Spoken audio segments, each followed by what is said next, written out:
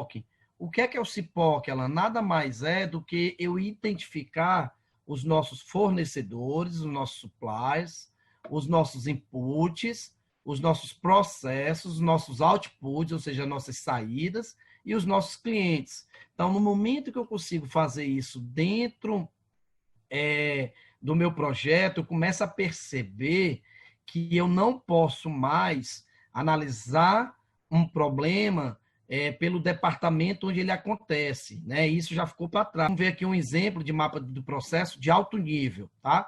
Então, vou trazer de volta aqui o nosso exemplozinho lá do McLanche Feliz. O que é que diz o McLanche Feliz quando eu penso aqui no meu CIPOC, né? Lembrando, CIPOC, fornecedores, entradas geralmente fornecidas pelos nossos fornecedores, processos onde eu transformo essas entradas em saídas e o cliente, né? E aqui dentro eu tenho os nossos CTQs, né? Eu tenho o que é crítico para a qualidade. Geralmente, né, está relacionado a dois processos de medição. Os meus KPOV, né, os meus KPIs, né, meus KPOV, ou seja, indicador-chave de saída do meu processo, que tem uma relação muito forte com o meu cliente, e os KPIVs, né, que tem uma relação muito forte com o próprio processo, que está relacionado aos meus X. Né? E aqui está aquela equaçãozinha, né, que a gente falou, olha, Y em função de X, aonde os CTQs de saída são os meus Y, estão relacionados aos meus KPOVs, né? E os CTQs de entradas estão relacionados aos meus X, são os meus KPIVs, né? Então, tem toda essa dinâmica aqui no mapa do processo. Então, eu consigo ver quem são as minhas entradas, quem são os meus X, que vão ser processados no meu processo, e como é que eu enxergo eles depois enquanto processo, produto ou serviço acabado, né? Então, é dentro dessa lógica que a gente vai ver. Então, é por isso que a gente sugere, e eu diria para vocês, pessoal, que o CIPOC e o mapa de processo, ele é fundamental em qualquer projeto 6 Sigma. Fundamental. Eu diria para vocês, é uma das melhores formas de a gente enxergar as fábricas ocultas. E aí, o que é fábrica oculta, Alan? Toda oportunidade de melhoria que a gente tem relacionadas aos 8 desperdícios, né?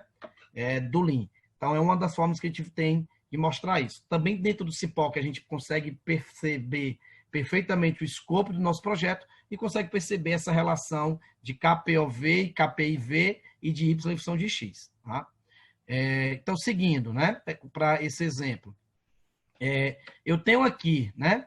Quem é o nosso cliente? Olha, vários consumidores ao redor do mundo, desde as crianças, né, os pais, os avós, né, todos os consumidores ao redor do mundo.